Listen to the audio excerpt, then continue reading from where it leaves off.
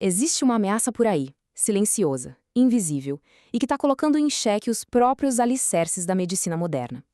É uma crise séria que está acontecendo agora, em hospitais do mundo todo, e que pode literalmente mudar tudo o que a gente sabe sobre como tratar infecções. Ok, vamos mergulhar de cabeça nisso. Pensa só por um instante, um mundo onde um simples arranhão na pele ou uma dor de garganta possa se transformar numa sentença de morte. Parece coisa de filme de ficção científica, né? Pois é, mas essa é a realidade para a qual a gente está caminhando e bem rápido, se algo não for feito. Mas o que exatamente está por trás dessa ameaça? Bom, para começar, a gente precisa entender o problema na raiz. Vamos dar uma olhada no surgimento das superbactérias e entender por que as nossas melhores armas contra elas, os antibióticos, estão simplesmente parando de funcionar. As famosas superbactérias. O nome já entrega o jogo, né? São bactérias que evoluíram, que aprenderam a se defender não de um, mas de vários antibióticos ao mesmo tempo.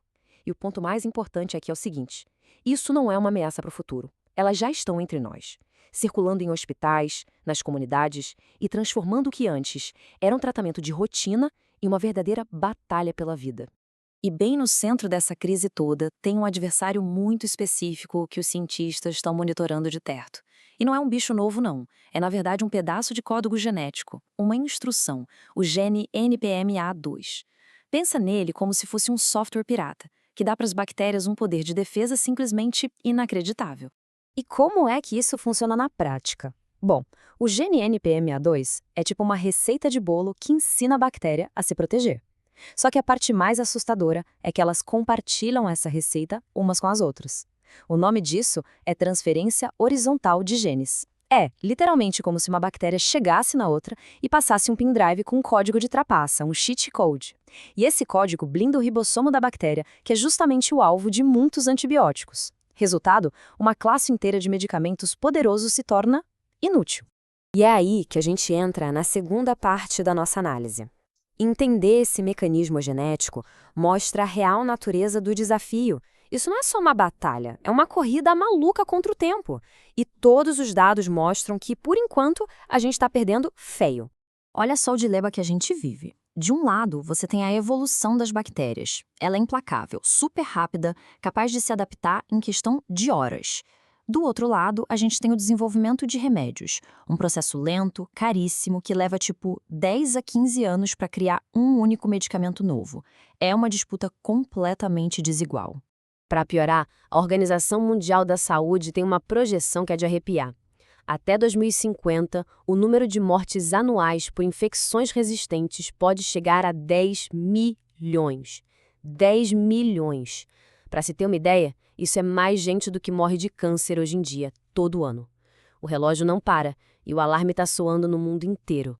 Então, a conclusão é bem clara. O modelo atual de combate, que é basicamente ficar correndo atrás de uma nova molécula sintética a cada década, já era. Ele faliu, não consegue mais acompanhar o ritmo da natureza. Uma nova abordagem não é mais só uma opção, virou uma necessidade urgente. Mas e se a solução não estiver só em olhar para frente, para novas tecnologias? Vamos agora para a terceira parte, onde a gente vai explorar uma ideia radicalmente nova, a chamada grande síntese. A resposta para essa crise supermoderna talvez não esteja apenas naqueles laboratórios de ponta, na busca por moléculas sintéticas que a gente ainda nem imaginou, Mas também na sabedoria que vem do passado, naquela inteligência química que a própria natureza levou milhões e milhões de anos para aperfeiçoar.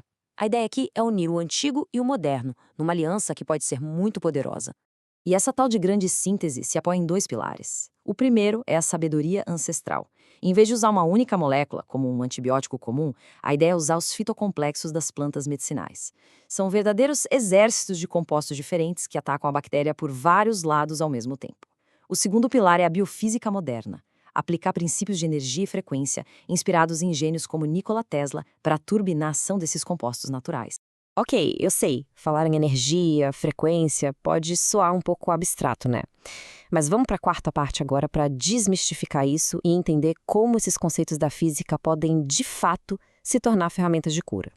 Tem uma frase muito famosa do Nikola Tesla que diz o seguinte: se você quer encontrar os segredos do universo, pense em termos de energia, frequência e vibração.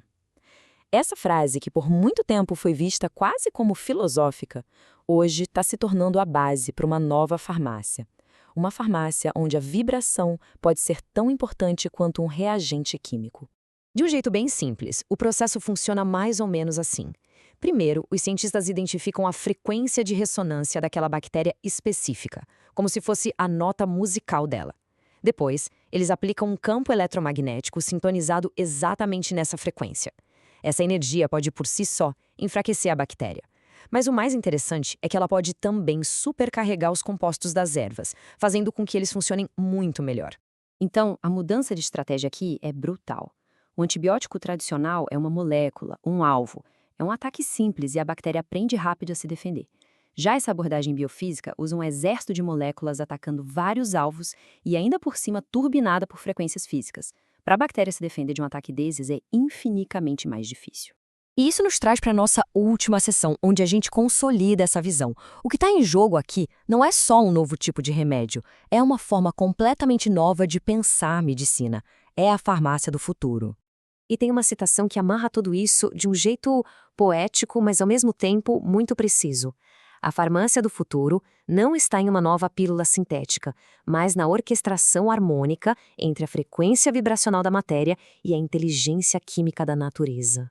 É exatamente isso, a fusão da física de ponta com a sabedoria milenar da botânica. E, assim, a gente termina com uma pergunta, uma provocação final. Diante de uma ameaça que evolui muito mais rápido do que a nossa capacidade de reação, a grande questão que fica é: será que a gente está de fato criando a medicina de que vamos precisar amanhã? Ou será que a gente continua preso nos modelos de pensamento que nos trouxeram até essa crise? A resposta para essa pergunta pode definir o futuro da saúde de todo mundo.